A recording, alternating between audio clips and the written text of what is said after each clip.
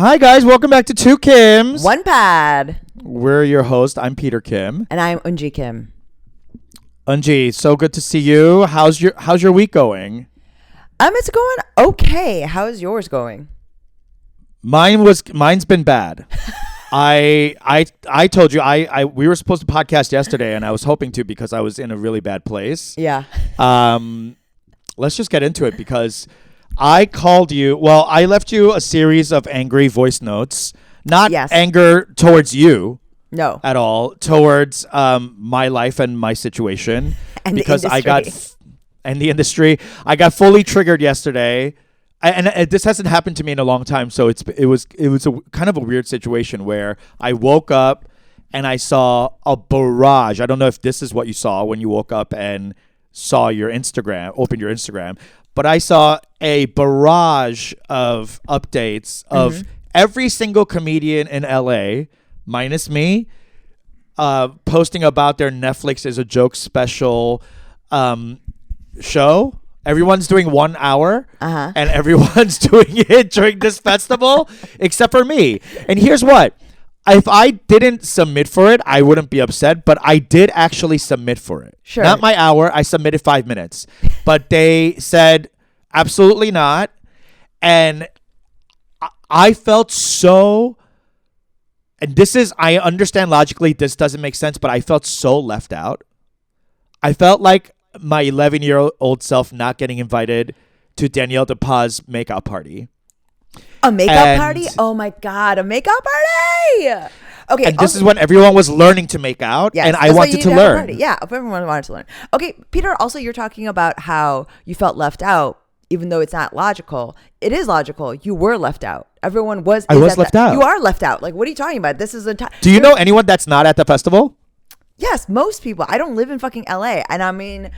No, I'm talking about LA people, of course, not Chicago, but like LA people, like everyone you know that does comedy is doing that festival. No, that's not true. Not everyone I know. Okay. Categorically not true. You're right. Yeah. You're right.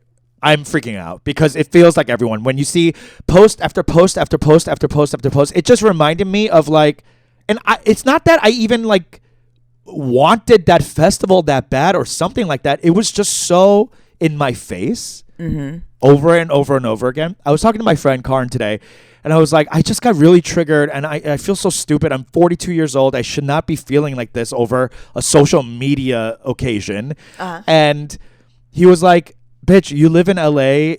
We can't even drive without seeing billboards of our friends or people doing better than us. So like, it's just the abuse we sign up for. And I'm like, you're absolutely right. Like I just haven't felt that way in a long time, and I forgot. Yeah, because things have been going good for you. I mean, I know things have been going too good. Okay, so like fuck you. Like, oh my God, I haven't felt jealous about anyone because like things have been just going so good for me. Like I wasn't thinking about other people for a second, and then I was like forced to. I didn't ask for this. Peter. I didn't want to think about other people. I mean, like, it is also, I am a particularly vengeful person, so maybe this is just for me in particular, but I don't think there's anything wrong with feeling jealous or feeling that level of vengeance and injustice in yourself. I think that shit keeps you hungry. I think it is positive. It's a good fat. It's a good fat. It's an avocado. It is not potato chips. Like this Grizzle. Yes, this is avocado. This is bone marrow. These are good fats. It's sunflower oil. It keeps you young. Yes. It keeps you young. It keeps you supple. It keeps you hungry. It makes you slippery a little bit. You know, like kind of like you're able to. You're not as inhibited by scruples or morals. Like you are hungry. And if things are starting to really work out and like you are still in the end, no. Because also this is the horizon. This is 100% the horizon. Even if you got there and you had been invited to the festival, you would have been bitching about the venue. It would have been this. There's 100%. That's why I'm never going to be happy. And that's why that's the vengeance. That's the void. Yes. That's the void. But here's what, Eunji, I completely agree with you on the vengeance part because you know I am driven by it. Yes. But as most Koreans are, most Kims out there are. But here's what. It took me longer to get to vengeance. You know, like, you remember Old Boy? Yes. He doesn't immediately go to vengeance. There's a stewing time. Mm-hmm. There's a time of thinking about it, planning it, feeling the victim, feeling the hurt, feeling the absolute boot on your face, humiliation, the bad stuff that gets to the yummy avocado fat of vengeance. But you have to cut through all the negative emotions, and maybe that's what I was feeling, is that like I haven't felt those, like that negative. I'm usually quick to vengeance. I'm like, oh, that? Then this. Yes. But for some reason, it took me like a whole half day of feeling hurt. Yeah, because things have been working out for you. But this is like a situation where you got to show your work, right? Like you can't just go to vengeance. You have to show your work. And the work is that you have to go through these steps, the processing and anger. It felt bad. Oh, it's horrible. It's not. It felt really bad. This is how you get ulcers. This is how cancer starts in you. Of course, it feels awful, but it is. I know. That's why I needed us to get on the mic to scream, and you were like, "Can we actually push?" And I was like, "Fuck!" And then I successfully sent you 3 of the screamiest voice notes I've ever sent to anyone. I was in my office, like, and just like playing your voice messages. It sounded like I was upsetting a student because of the screaming. Oh, you were at your school office, not your home office. No, that's why I couldn't. I'm at DePaul, and like I'm playing your voicemails, and it sounded like I was cutting a student out of a production. The way that a disgruntled gay be like, "You will not take me out of the whiz." I don't know why you're doing the whiz, but it's the first thing that came to my mind. Wow. People are walking by thinking like, okay, her office hours are lit. Whoa, she really cares. Yeah, well, thank you so much. You're one of the 3 friends I was able to reach out to that pulled me off the ledge. But one good thing that came out of this experience is that I realized I have real friends, even within the industry, that we can really be grounded with and normal, and have at least a funny take on something like this, because it felt really like isolating for a second. Oh, of I know course. it's not true, but seeing that many people being like, this thing I submitted for that I got rejected from, this thing I submitted for that I got rejected from, this thing I submitted for, it just felt it was too much. It was too much. But now, after a full day, and it was Valentine's Day too. Yes. And I had to like slap myself and be like, get the fuck over it. You have a beautiful partner. Yes. You have a beautiful life. Yes. You guys are going to go out and have a fun night. But I told you this off mic. I freaked out and applied to 2 comedy festivals or 3 comedy festivals. And I have 5 shows this weekend. So I went crazy. I went absolutely nutty. And I was like, this will not stand. I will not go down quietly. You will hear me scream all the way down to hell. So, I feel a little better. I mean, that is, yesterday, literally, I was like, I am directing in this like student production of a stand-up show or whatever, and I got a DM from a friend of mine that was at a bar show, and he was telling me that it was a good new show, and I'm looking at these 19-year-old aspiring comedians that are so filled with optimism and excitement for comedy, and I just got a DM from a 30-something guy who just made $20 and was DMing a 42-year-old lady about how it was a good show, and I was excited about it. I got excited. Yeah. I got excited for it. I was like, whoa, a new good bar show? Fuck. I could make my Uber ride there and possibly back. Go absolutely off, King. And so, like, I mean, there is, you know, when you're talking about like the hustle of it and the grind, there is a part of it that I think, Peter, it's harder in LA, but I know people, like, if you take your foot off the gas just a little, if you're not booked in some sort of 1 month like cycle of shows, you're kind of fucked because people don't see you. You're out. You get spun out. And so then you have to like kind of like wait until the double dutch thing and jump in again. Yes. But that's on you. No one's looking for you. No one's asking for you. No one's pushing you into the double dutch. No. Honey, they're like, they got their quarters. They're like, I'm next. Yes. Absolutely. And so, and it's not on them. Even if you have good friends that all are going to pull you in, that's great. But those are few and far in between. You know, and you do go through, I will say this as having gone through it, like you do get lazy with it, especially when people do start pulling you in very frequently. You get accustomed to just having a booked out months. But you gotta, and not only that, but then you become. You can never relax. This is the lesson. You don't ever stop looking over your shoulder, bitch. Some bitch is coming after you, and they are younger, gayer, hotter. They have more followers. I am feeling the pressure. It's like the hyphenate. Never before. It's the hyphenate of it. And it's like, it's strange, Peter, because we are, in terms of comedy, kind of like on, you know what? We're on the same cusp as, you know, how we're on the cusp between Gen X and Millennial. We are on the cusp between social media and like IRL. Old school, new school. Yes. You're right. Yes. That makes sense. We are the bridge internet generation. We lived without and lived with. And we've been we're constantly learning how to do it. And we've been doing comedy up like we're at like what, 12 years? Like, so it's just around that time when it started. We're like, and also you and I don't have the luxury of having started as young people in our demo. Right. We are old demo and we started late. Yes. So we really are scratching.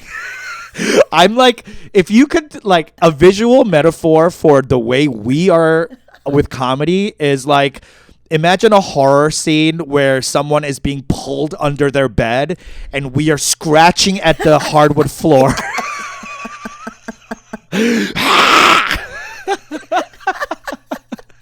That's what I see when I see myself out here in these comedy streets. I am really, truly being like dragged to hell, and I'm holding on for dear life, and my nail beds are corroding. And the thing is, the monster isn't even trying that hard to drag you. It's like they're not even doing it full strength. They're just kind of tugging at your sleeve, but the way that you feel it is because we're weak, because we're old. It's mostly gravity, but exactly. Because we're so old. I mean, there are parts where I do feel fortunate for having started much later, because I think we had more life to talk about. Yeah, 100%. So we are afforded that advantage. But at this point, I'd rather. Girl. I'd rather be like one of these girlies out here talking about nothing. Oh and being like, to talk about nothing. Yeah, I would love. I mean, okay. Oh my gosh. Yeah. I'm looking at my face and I'm looking at my hormones, and I told my team this. I was like, I have like 3 more years before I turn to dust. Like, I will literally, the hormones, I'm going to fucking start going through menopause. That snail trail will fall off at some time, honey. Like, this is going to be moist for only, like, the clock is ticking. So we got to make something happen, because it's, the hormones, like, the second that the estrogen starts going away, the periods become, less frequent. I mean, that's when I become Ajima. Like, you know how. Oh, and your ass is going into premenopause fast. I can feel it too. I can already feel it. Yeah. I mean, all of it. Because you've already had 2 children, and like your body, I feel like, is like, shut it down. You know, like not just you, but anyone your age, anyone our age, you know, like in their 40s, that's like shutdown time. Oh, absolutely. Like, let's slow it down. And yes. Also, it's right now, women, especially like Asian ladies, people think that you look younger, right? Already. But I'm talking about entering an age where we start looking good for our age. You know what I mean? Like that distinction, right? To go from, she's like in her 30s, I think. She looks like she's in her whatever, to she's in her 40s. She looks good for her age. Like she looks good. She looks good. Yeah. That's the like, I've seen some bad 40s, but she looks good for her 40s. She good for her 40s. Yes. That, and I will be in my 40s. Exactly. You are entering, you're like speeding into mid 40s. We like both are. True middle age. Like we are also entering the era where I will say, how about this? Our death is no longer going to be a tragedy. It will be a surprise. Wow. Yeah, exactly. You know what I mean? That's how old we are. It's soon, in 8 years, people won't be able to say, gone too soon. Like, bitch, 50 years is plenty. I mean, if we were, I mean, throughout the course of history, you would have been a witch for living that long. Like, a demigod. They would have called you Moses. Like this, Abraham living 800 years. Like they were like, what the fuck? I heard someone say like, ain't nobody lived 800 years. Like that motherfucker was 43, and they were like, this bitch was 800. Like, it's the same. It's like an ancient gay man who's like predisposed to hyperbole. Like, bitch, you're 800. Yeah. And someone wrote it down. Was like, okay, that's funny. And then text became Bible. Wait, but yeah, be crazy if like the entire Bible was just like a comedian's like bit notebook, and we took it in that someone found. It's like Paul's notebook. What if there was no wine at this wedding? What would Jesus have done? What would be funny if Jesus did? Okay, bitch, there's a lot of people here and there's only 2 loaves. Let's see what you can do with this loaf. Let's see what you can do with this fish. You know what I mean? Put on a show, mama. It's a gay comics. It's like Antiquities Mateo Lane's notebook.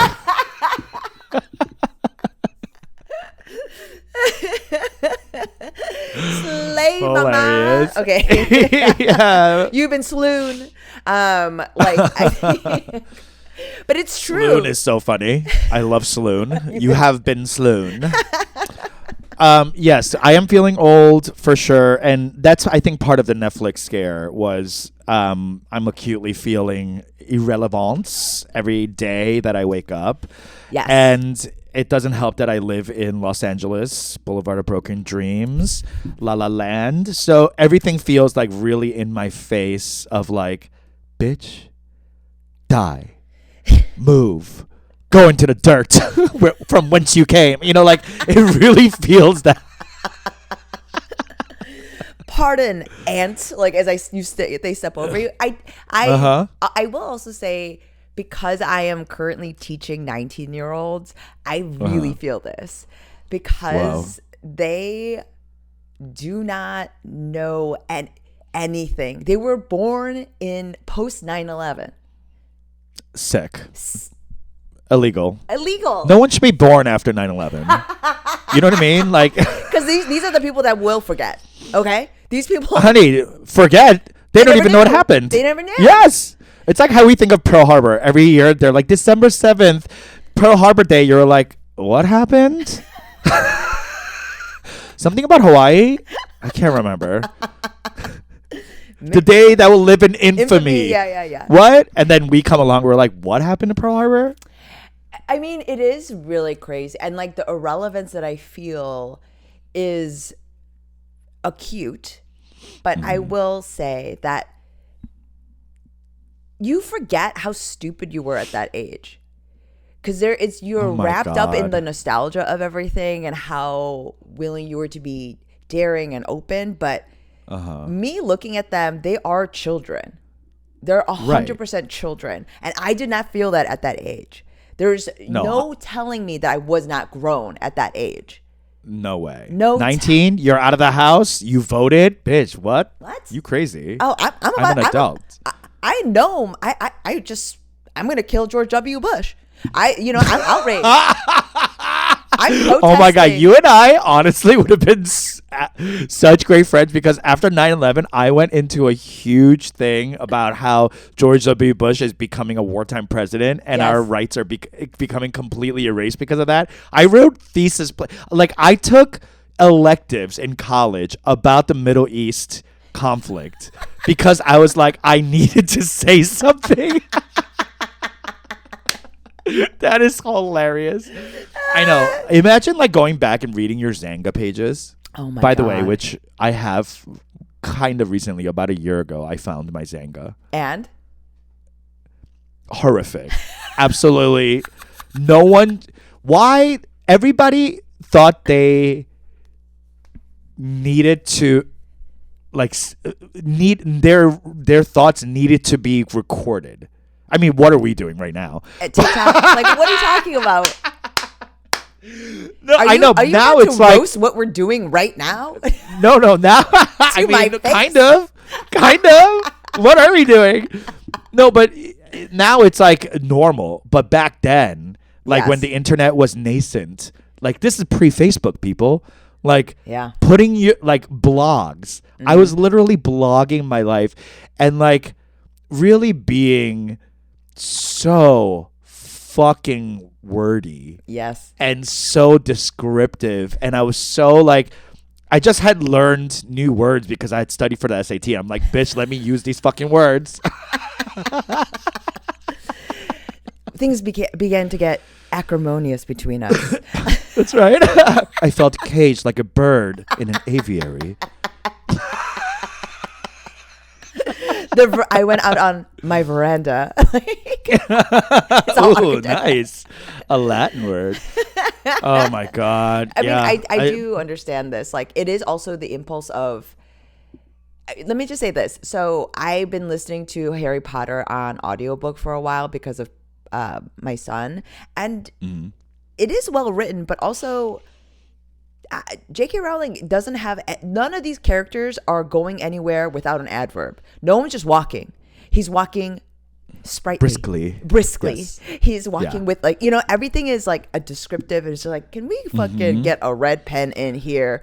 Why can't they just run over on. there? Like, Yeah, let's get to the thing, honey. Yes. All right? Heard of Hemingway? Keep it curt. No, but I think that maybe makes it YA. yes. Very that like adverb use is very young writers thing. For sure. And then as we get older and read adult books, you realize like a lot of those descriptor words for verbs unnecessary unless it's like adding towards the conflict or the problem or whatever the fuck it is. For but sure. I'm sure listening to J.K. Rowling is she reading it or someone else? No. It's a British guy Oh, reading okay. it. I will say thank it's God. also because Thank God. Yes, it's also because I think as you get older and the writing and also your life, it's so much. There's so much drama and real action. There's real stuff happening. That is the thing. There doesn't need to be that much description, right? The adjective all of a sudden doesn't need to. It's not doing. It's unnecessary, and I was thinking about this recently because. So if I was young, when I was 19, if one of my friends' parents died, it would have been my personality for a year. Like I would have. Like been like, oh my god, Only worn black. Yeah. Like that trauma, like that my proximity to that trauma would have defined me. Yeah. I would have been depressed about it. That is what I would have talked about. Well, she can't come because she's processing and like that, like she like I don't know, it's just kind of like crazy. Like because you had no other personality, you were like looking for something to attach to. No, even it is. I had personality, but it was that I had nothing else going on, right? When you're Right. young, that's a crazy event. That is one That's of the the most thing. dramatic things to ever happen in your life. I remember when certain parents got sick and it being Yeah. like looming large in my life. And Yeah. and at this point, I would say at any given moment, 50 to 75% of my friends' parents have cancer, are dying, or have a medical emergency. Like it doesn't even register to me because there is actual shit happening constantly. That's right for the times. Yes. Yeah, exactly. Yeah, I mean, yeah. We're in that zone. You know what I mean? Like that's We're in the zone of decay. So Yeah. it doesn't even register. I think about it and it's just another thing I'm folding into my day. Whereas when you're 19, that is It's everything. Yeah. Can I tell you, when I was in middle school, do you remember the O.J. Simpson trial verdict? Do when I it was remember? announced? Do I remember Johnny Bordeaux waving his Bulls jersey over his hand and screaming, "The juice is loose" down the hallways of Parkview Elementary School? Yes. Iconic moment. It was like at that time, the 9/11 of that time, and it was the like most watched thing. And I remember when the verdict was announced, they announced it over the PA in our junior high school, in our middle school. Like that's how important it was. And then that same week, the PA that never does this asked for my friend to come to the principal's office by name. They didn't like send someone down. They were like, this is an emergency, blah, blah, needs to come to the principal's office. And we were like, whoa, 2 PA announcements in 1 week. What the fuck is happening? Yeah. And turns out that this friend, again, we're 12. Yeah. This person's dad was killed at their house. And they were announcing it to her. They wanted her to come to the principal's office to go home because it had just happened. And we had all found out about it. He was shot on their front lawn. No, outside on the front lawn. And it's all we talked about for the rest of junior high school. Yeah. Isn't that fucking crazy? Asian girl. What? Asian girl. Asian girl. What happened? Was it like a attempted robbery? Personal grievance? Personal. Could you imagine? Not an accident, not a misfire. Wow. 12 years old, the only thing we're talking about. I felt so bad because like that's not that my friend's fault that happened and the PA, but the PA thing made us, if they did it quietly, none of us would have known. But because the PA thing asked for them to come to the thing, the rumor mill started, and then everyone found out, and this was the news of the 2 years I was in middle school. Wow. And that poor friend had to leave to go to high school and start anew. Of course. Because that was all she was known for. Of course. Isn't that crazy? Is she okay now? Was she able to like start a new identity as whatever version of herself? Wonderful, thriving, beautiful, gorgeous, Yeah. everything. But it was a tragedy that all of us were like, because that's not something any of us had experienced before. For sure. I mean, that's not what anyone experiences. Any normal, much yeah. less. That's what I mean. Much less a 12-year-old class of kids. Psycho. Wow. And because I think we grew up in New York, we were like, that's Right. what happens. Rough and tough. Wow. Yeah. That was the School of Hard attitude? Knocks. Because think about it, at 12, we were like, but there's not enough, like what you said, life experience or like good brain matter to like chew on that. Right. Like what that means and why something like that how that would affect the reverberations of the family unit. And, Right. you know, like now I think about it, I'm like, how did the mom survive this? But like 2 kids, single, they had to, yeah. And they were like, yeah, I know. Their whole lives changed. Like it was such a tragic event that, again, they're fine now. But for us, like we were too young to process. So we just chalked it up to like, New York's dangerous, bro. You know, like that's how a lot of what we experienced was chalked up to. Like, hey, we live in the most dangerous city in the world. That's what's up. I mean, also, it was the heyday of gangster rap. Like, it is. That's yes. And we were all, again, immigrants, immigrant Asians. So there was a lot of underbelly type things happening. For sure. I mean, so not everything was above board. Of course, everyone's selling cigarettes out of a trunk. Yeah, for sure. Everyone's got big bags of something. You know, I just like those like rough the big bag of something. If you're an immigrant, the gabang. It's like like if you're like a poor immigrant kid, there's like the big bag of stuff that's just the huge bag. Yeah, whatever. It could just be like something. It's just so clearly. Yeah, like shoes, clothes. Illicit material. Yes. Like it's just cigarettes. Like I just remember like whiskey bottles, like all these things that just randomly come out. That big, oh my God, that big plastic bag. I'm like imagining it right now. But yeah. But it also is the heyday of that sort of music and that, because I'm telling you right now, you're living in New York and you're living the life. I was in a suburb outside of Chicago. We were also living that life. Of course. It was permeating through the culture. And we had nothing to attach to besides hip hop. For sure. Yeah. Culturally, there was no other ethnic, other culture happening. Yeah. Besides first wave K-pop, but that was from another country. Like in America, we had Biggie, Tupac, and that was it. Well, I mean, I mean, very specifically. Yeah, I mean, I guess like rock and roll and grunge, whatever, but it wasn't as. If you were like a more privileged Asian, maybe your parents were of scholastic ilk. So that's why you got to wear Vans instead. Well, you know, you're attaching to white. Absolutely. Right. Yeah. As opposed to black, you know, like, and I didn't know a lot of people that were attaching to white. I knew way more Asians that attached to black culture.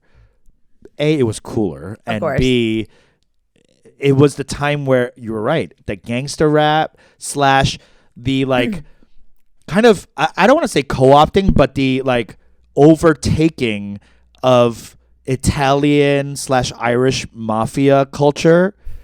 And like The Godfather, Al Pacino, like this stuff was being like kind of co-opted into black culture as like, oh, this is how you are to be hard, or this is what real gangsters do, or whatever. And then Asians were diluting the hip hop stuff and making like AZN culture out of that, which was like the Rice Rockety type of. You know, we had our own we've like. Never talked about this, but it's true. It's the intersection of Asian culture and hip hop is AZN culture. It is. That's our like fusion.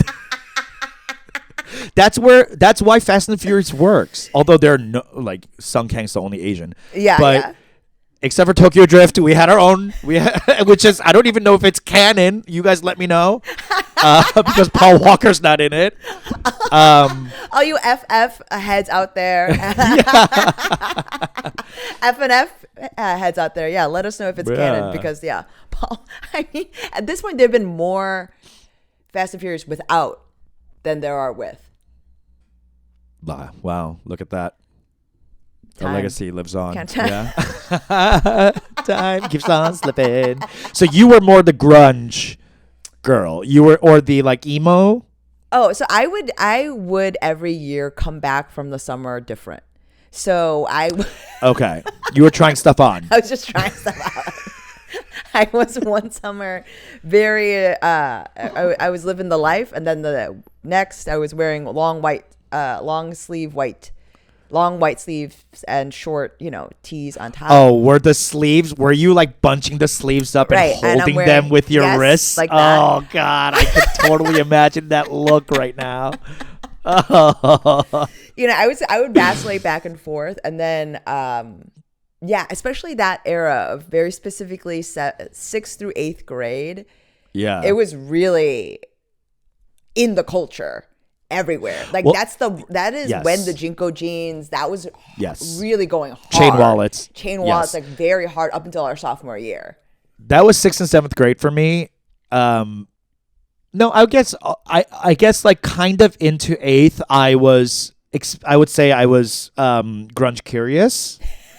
But let me tell you, I still remember this day. This half Asian girl in my middle school. Uh-huh. She was just kind of like a normie Asian girl. Sure. And she, 1 week, like you, came back goth. Oh. Like black eyeliner, black lipstick, everything. And she was like, come hang out with us. Like, I know you're Asian, but you don't have to hang out with only Asians. You could hang out with these like white kids who are putting black makeup on, being grungy and listening to Hole and, exactly. So I was like, all right, I'll give it a try. So I spent, I think, maybe like 2 weeks with this crew of like somewhat diverse, but it was just like me and that half Asian girl and everybody else was white.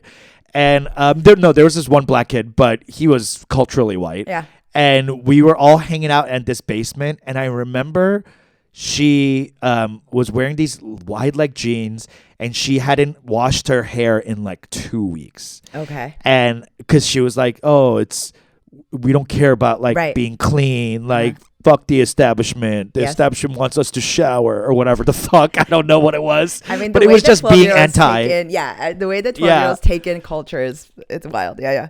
So crazy. And she was really leaning into like and trying, to her credit, trying to really like bring me onto the grunge crowd. Uh-huh. And that one, like, I guess it wasn't a party because it was only 4 of us. There was a session where we would just like listen to Hole and listen to Nirvana. It was Hole specific, or it was Nirvana and Hole and Soundgarden? Oh, all of it. But she loved Hole and she had just gotten the CD, so we had to keep listening to fucking Hole. Yeah. And anyway, so we were sitting there, and she was like, "Okay, who wants to play Spin the Bottle?" Because she was the only girl, and I remember immediately feeling like, "Oh, I don't want to kiss her." Yeah. And then at one point, she leaned over, not to kiss me, but to like tell me something about this guy she wanted to kiss in that Spin the Bottle thing. That's the only way anyone says.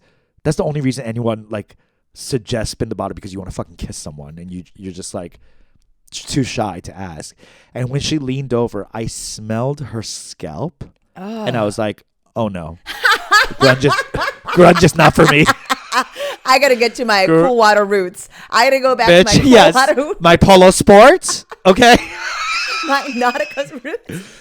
My Banana Republic dress slacks. Okay, I'm looking semi-casual. Oh my god, the way the hold that Express Men's red honey. Remember Express Men? Before it was Express Men, it was Structure. Yes.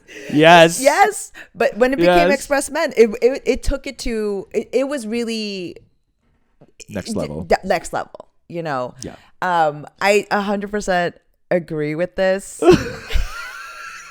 The smell for me, like I was into everything. I love the angst. I divorced parents. Like I was perfect for that. But the smell, I'm so sensitive to stank that like I couldn't do it. I could not. And if she just washed her fucking scalp, I would have been a different person right now. That's crazy. I would have never fallen into ASEAN culture. Yeah. I would have been like fucking Seattle rock or whatever. Like I would have been like growing my hair long. Like that's what I would have identified as all through middle school. Wow. But because of her hair, I was saved. So, but I mean, it's wild that she was your emo Sherpa, that she was willing to take you there, and because she wanted another Asian there. Because I think as a biracial, she always felt like in and out of places. For sure, so she wanted another like Asian face there, and for me to be like part of that crew. Fascinating. I've never had anyone take me through like that in terms of a subculture. In terms of a subculture, 100%. I also. How did you enter subcultures? I just would. Battering rammed in. Yeah. Hey, what's going on here? What do you guys like? Tell me where you got these pants. What's going on?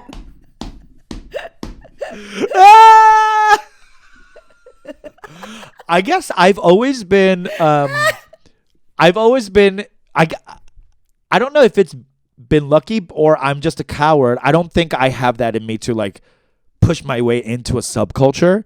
Like I'm always waiting for someone to bring me in. Yeah, no, because no one would have invited me. I mean, you're talking about spin the bottle parties. I never went to one. I've been to 0. I've never played spin the bottle. Never. So I think it is. I was blessed with no shame at an age when you've never played spin the bottle. No, I've never played spin the bottle. Even as like a young adult, like college. No, in college, no. I don't know, like. I hung out with some virgins in college. Yeah, I was not. Like, what the fuck are you talking about? You're like, I'm fully fucking, bitch. I'm fucking. What are you talking about? But spin the bottle. I'm just gonna go. I was a virgin till 19. Yeah, you spin the bottle. No, I literally remember just being like recognizing all of a sudden. Right, it doesn't matter. You could just ask. It never extended to sexuality, but I'd always been like that, kind of being like, "Do you want to start making out now?" And I just remember how many boys were just like, "What?" And I was like, "Yeah." What? You want to do it now? Let's go. Let's go. Or do you want to go over there? Let's try this. Do you want to do this? You want to go over there? I'll go wherever you want. Do you have a basement? Attic? You want to do it here? You want to go on the street corner? The 7-Eleven parking lot? Like, I literally, this was my attitude. So I'm blessed with no shame. About very specific things like that. Yeah. It must be because I'm mentally ill. Like I truly, like the level of delusion tied in with, because it's not as if because it wasn't as if I wasn't insecure or I didn't I liked myself. No, a lot of self-loathing, like regular teenage spiraling and hatred of self and insecure and all those things. But yeah, when it came to subcultures, I always understood that it was about the books, the music, and clothes. So I was always just kind of interesting. Copy paste. In that way, you almost cracked the code of like, if these are the things I know, then I can be part. That's it. Right? Like you had the passport of entry into the thing. Yes, and I also think that's part of the reason why I don't attach too much to that subculture, because I understand how copy and paste it is. That is just simply this. But the people essentially, because I've been to so many different groups, the hierarchy essentially is the same. Right. It's just like a church is a church is a church is a church. So it's always some sort of person that is alpha, the person satelliting them. The hierarchy and the social nucleus, the way that all the atoms and things spin around each other, very similar. It's just copy paste. Books, music, clothes. Let's circle it right back to comedy then, because it's just another church. Call it entertainment, call it Hollywood, whatever. Now it's becoming blurred. Comedy used to be comedy. Yes. But now it's all blurry now. But it's like you said, it is copy paste. It is the same workings. But it seems like this is something that we've attached ourselves to. Oh, this is most fundamentally closest to who I am. Who you are. Yes. Yes. And it's because I think we are allowed to speak uninterrupted. At least that's it for me. I identify with any subculture that lets me talk without you fucking talking. I mean, I think it's a confluence of like a lot of things for me, but it is most fundamentally closest to what I am. That it's artsy enough. There's the talking and the takes and the opinions of it all, and the distrust of authority, systems, calling it out. And fundamentally, it's both pretentious and not. That is, I think, really something that speaks to me because of the nature of comedy. It is kind of always inverting in and on itself. And if you are on top, then you have to go on bottom and then spin around again. And philosophically, this is me, essentially. Ethos wise. This is me. Yeah. No, I agree. I think here's what. Unfortunately, and I won't speak for you, just speaking for myself, this is the church that I am tithing to and actively being part of. Absolutely. But because of my personality of not enjoying, but not really seeking to do the fellowship part, I feel, and that's what I've done with every subculture I've absolutely been part of. Like, I'm just like, what is this? And then when it comes to like the people part, that's where I get turned off. And the people part is what keeps you tuned in. The hierarchy, the satellites, the alpha, and that's, I'm realizing what my problem is that like, this is, like you said, the most in tune with who I am as far as like where I want to be, what I want to be doing, but I still can't shake my inherent core issue, which is I don't want to be around you.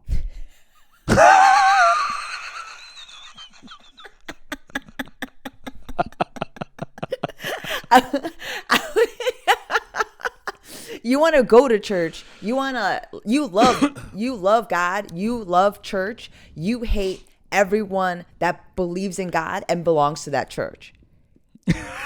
Not everyone. It's just very few. I mean, and that's my issue. I don't think people is what makes that church worth going to. I agree. Right? Like I agree. It's the people. Absolutely. But I would say also, and we've talked about this, that the ajumas and the ajashis that are the most active and the most plugged in are often the least devout, are often the least good. And I think you would find that true with the people in the Church of Comedy as well. Because when you invest too much of yourself in that, it is still ultimately a personal relationship that you have with yourself and the art, the business of comedy, right? Yeah. And so I think you still need to find the people and the whatever. I think with this very specific thing, with industry makes comedy a mega church. And it makes it insufferable. But that doesn't mean that you still can't go to another There's church. other smaller churches. Yeah, you're right. That is a great way to think about it. Like, it doesn't have to be, just because you're a Christian, you don't have to go to Hillsong. You could do it your own way. And much like Hollywood has its own sex scandals. I think that... Yes. I mean, anywhere with men, you're going to find that. Anywhere with men? Sex. Scandalous sex. Okay? Doesn't matter which way it's oriented. I was going to say men in long necklaces and the leather bracelets. Oh. Because I feel like it's a very specific genre of Hillsong guy. But yeah. But like I think that there are also people that are very good at the people thing, almost too good, and you see that. Not enough on the other thing. Yes, and you see that, and they become they start their own cult, and they go off and they have a messianic kind of complex because of it, and it's all understandable. I don't knock the fact that they're doing it, because if I had that sort of charisma and it was that intoxicating, What are you talking about? I'm starting my own cult. We're going to jump off this bridge. Everyone's drinking Kool-Aid. We're all, we're leaving tomorrow on the spaceship to Xanadu. Yes. Let's go. But I don't, that is not my own personal relationship with this. So fortunately or unfortunately, that is simply not something. And I will say this very specifically to this Netflix shit. It's just, it's 1 year. It's just this year. You got next year. You got the year after that. It's all, you know what I mean? It's just this year. It's just this year. And here's what. If I got it next year, I wouldn't even be happy about it. You know what I mean? Like, it would be because I didn't get it this year. With all the people I know. And just to wrap up this whole episode, I'm learning that my reaction to that and the triggering and being left out and all that really comes down to me. Like you joked earlier, oh, you're feeling bad because you've had it too good lately, like you haven't been jealous of anyone. You haven't been jealous. Good for you. I consume it every day. Okay. I'm burning in a hell of my own making. Okay. Well, that is mental illness. It is, but it's something that I'm realizing that like it's not. It is of my own making, and it is. I can be less pressed about this because I wasn't pressed about it February 13th. You know what I mean? It's just that day, those barrages, me feeling shitty and what that really means is just go back to your work and go back to my work and my thing. Just put your fucking head down, because when you put your head up, you're going to see billboards. You're going to see this. You're going to see that. And everyone's screaming about what they're doing. Just keep your fucking head down. And that's what makes me actually feel a little bit of comfort is that like, I just have to put my blinders on. Like, I'm getting distracted. Unfortunately, it's on my fucking Instagram, but it is what it is. It's what it turns out to be is a distraction, and it's a pull away from the work. So that's what I'm finding after 24 hours of absolute meltdown is that what I would have told anyone who came to me with this is like, just go back to work. Like, this is all mess. This is all fluff. And this is today. It's noise. This is it's today. Noise. It's noise. And I will say that I have been making a concerted effort to be off my phone more, and it has had an appreciable effect on my mood and productivity. I'm talking significantly appreciable. Like, it feels psycho, and realizing how much this is affecting my mood and my perception of myself and my life, even though I'm well aware of its effect. Even though I'm well aware that it means nothing, it still affects my mood. So being off of it, because my friend also was spiraling about it, not just you, another friend of mine, and was also a comic. Yes, okay. Equally as upset about it, kind of spiraling, and it's because they were also seeing the same feed, and I'm not necessarily in a position to even be angry about it, but I also didn't realize it was happening. And so it had that's the thing. I had no idea it was happening. It had no bearing on my mood, but I experienced it by proxy through the two of you. And so then I texted our manager to be like, what's happening with the festival? And she must have been getting it from a bunch of people. She had like a very copy and paste response. What did she say? It's just this year. There's always next year. Yeah. Whatever. And I'm like, but it is not only the thief of joy, the comparison, right? But I think it does it whittles. This is the insidious nature of it, is that you think that by intellectualizing and knowing it's a fact and knowing that it's bad and knowing this means nothing, that you're safe from it. You are not. We're not. Not unless you're actually divorced from it, unless you're actually putting it away. And it's the same thing with anything else where you're like, I know if you have a relationship with alcohol or anything else that's not great, and you know that, if you're not doing it, it doesn't matter. It's the way that people will apologize or take ownership over something. I'm taking ownership over this toxic behavior, but then doing nothing about it. Not doing any of the work. So just going back to your point, it does ultimately the work. Yeah. Just go back to work. Go back to work. That's really all it is. Just go back to work. Because we can Sit never the fuck stop down working. and go back to work. Because none of us can retire. In this economy? No. We're going to work until we die.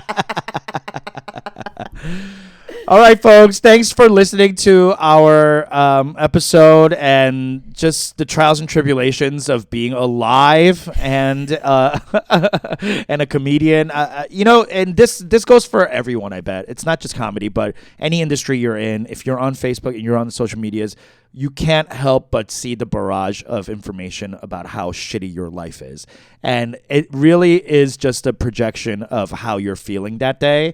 And I'm just thankful for you, Eunji, and my friends who I have a relationship with and a capability to just scream and then go back to work. Yeah. And that's really just all we have. And that's that's it. So I hope this was somewhat relatable for people. And thanks for listening.